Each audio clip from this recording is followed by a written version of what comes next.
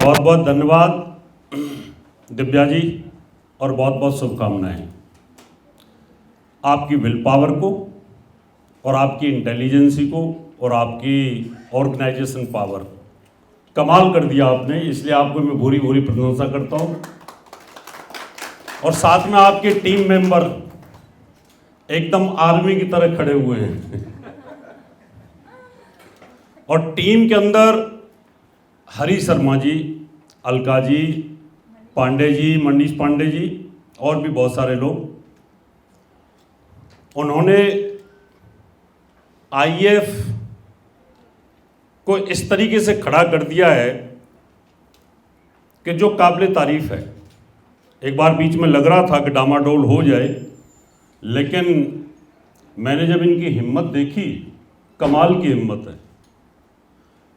एक लड़की कोचीन में रहती है, बम्बई में और दिल्ली में प्रोग्राम करती है, हिम्मत के साथ भाग दौड़ कर रही है, कभी इधर जा रही है कभी उधर जा रही है, बहुत बड़ी बात है। इसलिए प्राउड ऑफ यू और आपको मैं बहुत बहुत साधुवाद देता हूँ, बहुत बहुत शुभकामनाएं देता हूँ। हम पूरी ताकत के साथ खड़े हुए हैं आपके साथ में, हम पूरे जितने भी लोग डेस्क पे बैठे हुए हैं, सामने बैठे हुए हैं। आपका प्रोग्राम काफ़ी ये सफल प्रोग्रामों में काउंट होता है और भविष्य में भी जब आप करोगी ना तो बहुत ज़बरदस्त आपका प्रोग्राम होगा और हम पूरी तहे दिल से आपका साथ देंगे।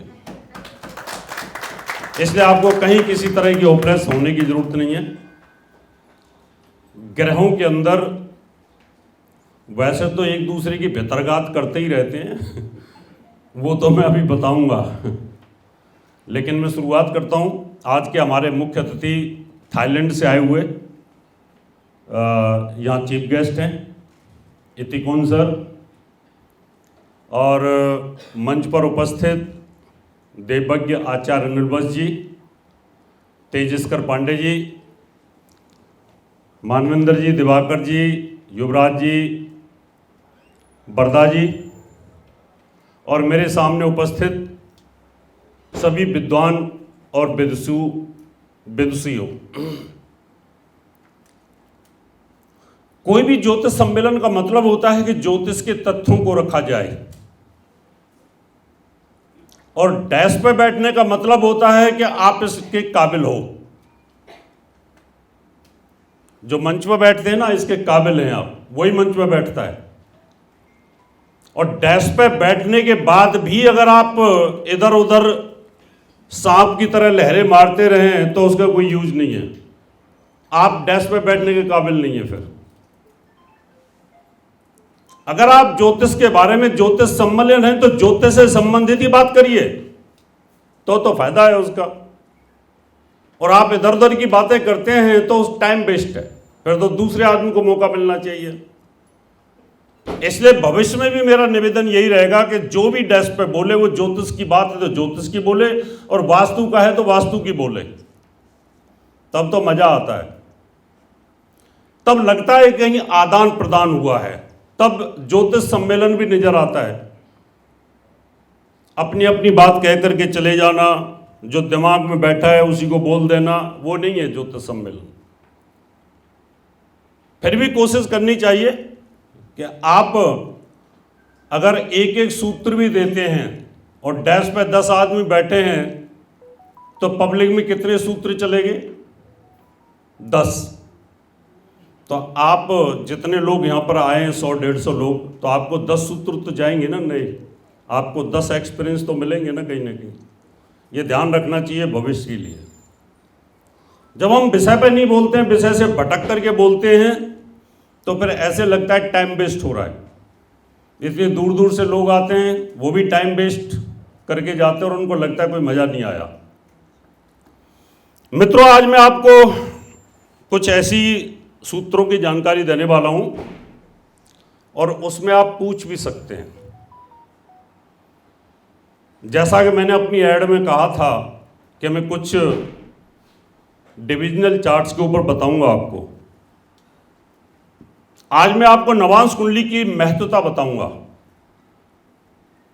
कि प्रैक्टिकल लाइफ में नवांश कुंडली को कैसे देखना चाहिए और नवांश कुंडली है क्या और इसको देखें कैसे, इसके ऊपर जो मेरी शोध है, रिसर्च है, वो मैं आपको बताने की कोशिश करता हूं। ऋषि पाराशर जी ने अपने दिव्य ज्ञान से इस बात को समझा कि मान लो मेष लगन है वो 30 अंश की है और 360 डिग्री का तो पूरा ब्रह्मांड है। उन्होंने सोचा कि एक ग्रह 30 डिग्री के अंदर मूवमेंट करता है तो क्या वो ग्रह 0 डिग्री से लेकर 30 तक एक जैसा फल देगा? उन्होंने अपनी योग साधना से देखा, अपने त्रिनेत्र से देखा, उनको लगा कि ये तो पॉसिबल ही नहीं है। हम यहां से दिल्ली जाएं तो क्या हमारी गाड़ी की स्पीड एक जैसी रहेगी? नहीं रहेगी। क्या हमारा स्वभाव दिल्ली से बंबई तक एक जैसा रहेगा? बिल्कुल नहीं रहेगा। उन्होंने इस बात को बड़ी ध्यान के साथ योग में समझा और उन्होंने नवांश कुंडली यानी 16 कुंडलियों की रिसर्च कर डाली। जो रिसर्च ऋषि पाराशर जी ने की वो मैं आपके सामने रखूंगा। उन्होंने सोचा कि इस कोने से लेके इस कोने तक ये एक लगन है, मान लो मेष लगन है, यहां से यहां तक एक ग्रह इधर से आ रहा है ऐसे और ये यहां से घुसता है 0 डिग्री से और ये लास्ट तक ऐसे चलता चला जाएगा 30 डिग्री तक और यहां से फिर दूसरी राशि में चला जाएगा। उन्होंने सोचा कि ये जो 9 है यहां से यहां तक ये जो ग्रह 30 डिग्री चलेगा, क्या ये 0 डिग्री से लेके यहां तक एक जैसा फल देगा? उन्होंने जब अपने योग से देखा तो उनको लगा कि नहीं, ग्रह अपनी चाल बदलता है, अपने स्वभाव को बदलता है। तो उन्होंने इसके 9 हिस्से कर दिए। यहां से 30 को 9 से डिवाइड कर दिया, 3 डिग्री 20 कला एक हिस्से की वैल्यू आई। 0 से 3 डिग्री 20 कला, 3 डिग्री से 640, 640 से 10, 10 से 13, 20, 13, 20 से 14, 16, 40, 16, 40 से 20, ऐसे 9 हिस्से कर दिए। अभी मान लो ये एक लगन है मेष और मेष लगन 30 डिग्री की है और लगन के अंदर ही मंगल बैठा हुआ है। सपोज लगन के अंदर ही मंगल बैठा हुआ है तो अभी मानवेंद्र ने कहा राजयोग बन जाएगा, बन जाएगा राजयोग तो। लेकिन ये राजयोग जो बनेगा, क्या ये राजयोग फलीभूत होगा? और अगर फलीभूत होगा तो कैसे होगा? ऋषि पाराशर जी ने इस बात को समझा कि जो ग्रह ऊपर से चल रहा है यहां से यहां तक, इसके अंदर भी कुछ है। मैं जैसा बाहर से दिखाई दे रहा हूं मैं वैसा हूं नहीं, मैं अंदर कुछ और हो सकता हूं और जो मैं अंदर हूं वो बाहर नहीं दिखाई दे रहा। मंच पे जो आदमी बैठे हैं जो बाहर बड़े अच्छे दिखाई दे रहे हैं, जरूरी थोड़ी कि अच्छे हों, ये कोई जरूरी नहीं होता। या आप लोग जरूरी थोड़ी कि अच्छे दिखाई दें, देखने में तो बड़े अच्छे लगते हैं। ऋषि पाराशर जी ने इस बात को समझा कि मनुष्य नवांश कुंडली की तरह अपने स्वभावों को बदलता है। उन्होंने कैसे? एक आदमी बाहर से बड़ा खूबसूरत है, मंगल यहां स्वराशि में बैठा है, बड़ा खूबसूरत नजर आ रहा है क्योंकि राजयोग बना के बैठा है, लेकिन अंदर वो कपटी अगर हुआ तो। ऋषि पारसी ने समझा इस बात को कि एक व्यक्ति, एक राजा, एक कवि बाहर से बड़ा अच्छा दिखाई दे रहा है, बहुत खूबसूरत है, लेकिन अंदर कपटी है, वो कुंडली मार के बैठा है कि बस एक बार कोई फंस जाए तो उसका काल सर्प योग बना दूं, इतना काट दूं उसको कि याद करेगा। एक ये सोचा कि यार गरीब है बेचारा, इसकी पत्नी भाग गई है, इसकी मदद ही कर दूं, इससे फीस ना लूं। एक ये भाव भी हो सकता है। एक ये भाव भी हो सकता है कि बाहर से तो आदमी बड़ा खड़ूस दिखाई दे रहा है, अब आयो, जब पत्नी भाग गई है पहले क्यों नहीं आया? अरे पहले कैसे पता चलेगा पत्नी भागने वाली है? बाहर से कड़वा और अंदर से सॉफ्ट मनुष्य के स्वभाव है ये। कई लोग बाहर से खड़ूस दिखते हैं, मेरी तरह दाढ़ी रख करके आवाज भारी, सीधा सीधा बोलना, लगता है इस व्यक्ति के पास नहीं जाना है, जाना है तो अनिल वैद्य जी के पास जाना है।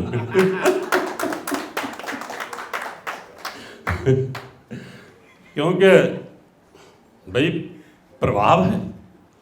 अब दोनों में फर्क है। धीरे धीरे बाद में पता चलता है यार एक बार रावत जी के पास भी दिखाते हैं, पूरी दुनिया में घूम के आ गए। मेरे पास लास्ट में व्यक्ति आता है और आके बोलता है गुरुजी लास्ट में आया हूँ आपके पास। हमने कहा लास्ट में क्यों आए हो? पहले ना आपकी दाढ़ी से और आपकी आवाज़ से डर लगता था कि कहीं ऐसा ना हो कि धमका दें। मैं कहा ये नवांश कुंडली का फर्क है। अंदर से फिर सॉफ्टनेस, देखा कि यार आदमी बड़ा मजबूर है, इसकी सपोर्ट करता हूँ मैं। मैंने पुलिस को टेलीफोन किया, मैंने किसी नेता को किया, उसको लगा यार तो बड़ा अच्छा आदमी है। ये तो हम दूर दूर से इसको ऐसे लगते थे कि आदमी ठीक नहीं है। तो व्यक्ति कुछ बाहर से बहुत खूबसूरत, अंदर से कड़वे, कुछ बाहर से कड़वे अंदर से खूबसूरत, कुछ बाहर खूबसूरत अंदर भी खूबसूरत, और कुछ बाहर कड़वे और अंदर भी कड़वे। ये होता है। जैसे होता है ना फिल्म शोले में गब्बर सिंह, बाहर से भी खराब और अंदर से भी खराब। तो कुछ क्रूर लोग भी इस प्रकार के होते हैं। तो नवांश कुंडली में ये कंसेप्ट यहां मैं बताऊंगा आपको। यहां मंगल स्वराशि के अंदर है, रोचक नाम का महापुरुष राजयोग बना के बैठा हुआ है। अब ये कितनी डिग्री पर है तो उस राजयोग का फल आपको ये कैसे पता चलेगा कि ये अंदर से भी मंगल राजयोग कारक है या अंदर से घिनौना है? चर लगन हो 1 4 7 10, तो नवांश कुंडली की शुरुआत उन्हीं भावों की राशियों से ही होती है। मान लो मेष लगन है तो नवांश कुंडली की शुरुआत मेष से ही होगी। अगर वृष लगन है तो उससे 10 में से होगी, यानी स्थिर लगन है। अगर दुस्वाभ लगन है तो उससे 5 में से होगी। ये ध्यान रख लीजिएगा, अपनी टिप्स पे ध्यान रखिएगा। मुझे भी टाइम बता देना हरी शर्मा जी।